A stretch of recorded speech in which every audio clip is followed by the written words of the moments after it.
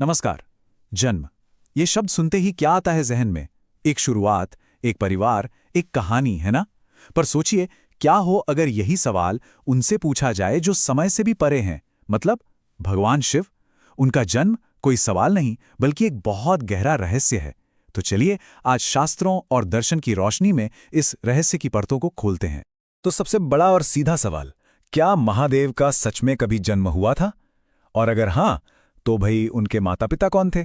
और अगर नहीं, तो फिर उनका अस्तित्व शुरू कहां से हुआ? इन्हीं सवालों के जवाब हमें उनके असली स्वरूप के करीब ले जाएंगे। देखिए, ये सृष्टि के सबसे बड़े रहस्यों में से एक है।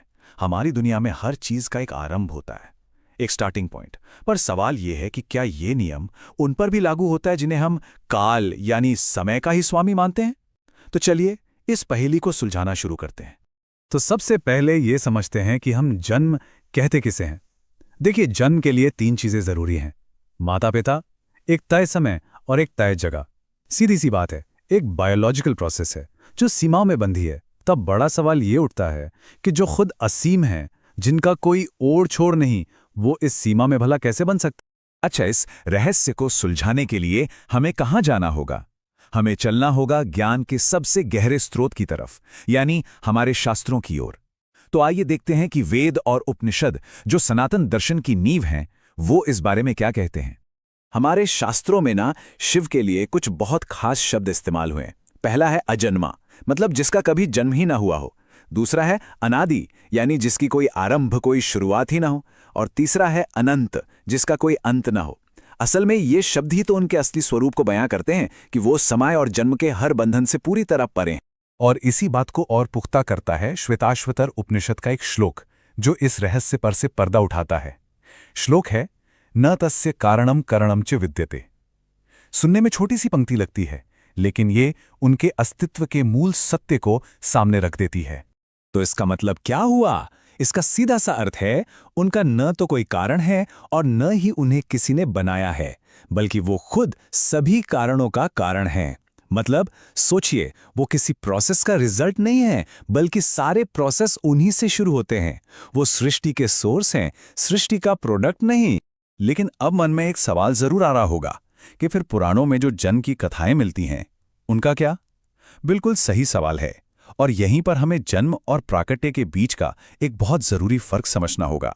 देखिए, एक बहुत आम गलतफहमी है कि ये एक बायोलॉजिकल जन्म था, पर जो शास्त्रीय सच है वो कुछ और ही है। ये जन्म नहीं था, ये था प्राकट्य। प्राकट्य का मतलब है प्रकट हो जाना। देखिए, जन्म सीमाओं में बांधता है, पर प्राकट्य वो तो उस असीम शक्ति का अपनी मर्जी से किसी रूप में सामने आ जाना है।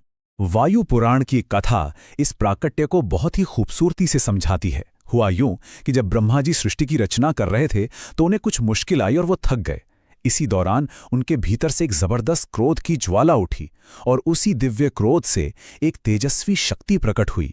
और यही थे रुद्र, जो शिव का ही एक रौद्र रूप हैं।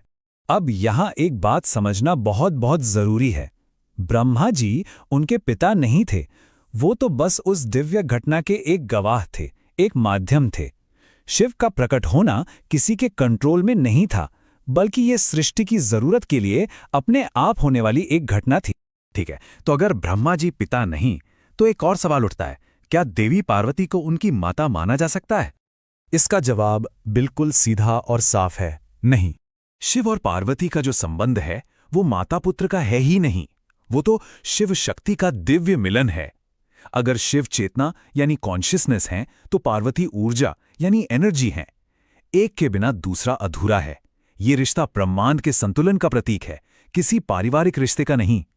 तभी तो पार्वती उनकी अर्धांगिनी है, यानी उनका ही आधा अंग। चलिए अब इस पूरी बात को एक अलग, एक फिलोसॉफिकल एंगल से देखते हैं। क्या शिव सिर्फ एक देवता का नाम है, या इसका कोई और इससे भी गहरा मतलब है? अगर हम दार्शनिक नजरिए से देखें, तो शिव किसी व्यक्ति का नाम नहीं है, बल्कि ये चेतना की यानी कॉन्शियसनेस की सबसे ऊंची अवस्था का नाम है। एक ऐसी स्टेट जिसे साधना के जरिए कोई भी पा सकता है। तो इस शिव अवस्था में होता क्या है?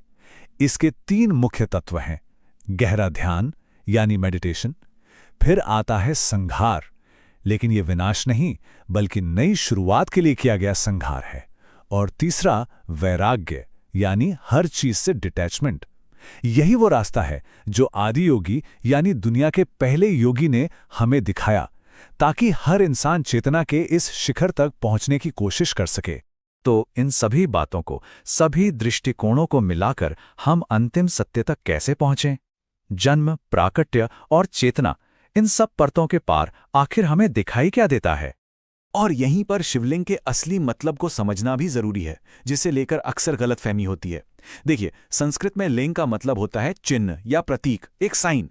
इसलिए शिवलिंग किसी बायोलॉजिकल चीज का प्रतीक नहीं है, बल्कि उस निराकार, उस फॉर्मलेस डिवाइन एनर्जी का प्रतीक है जिसे शब्दों में बयां नहीं किया जा सकता।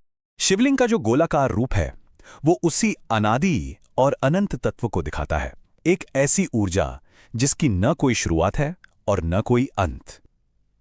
ये बस उसी परम सत्य का एक भौतिक, एक फिजिकल सिंबल है। तो इस पूरी बातचीत का निचोड़ क्या है?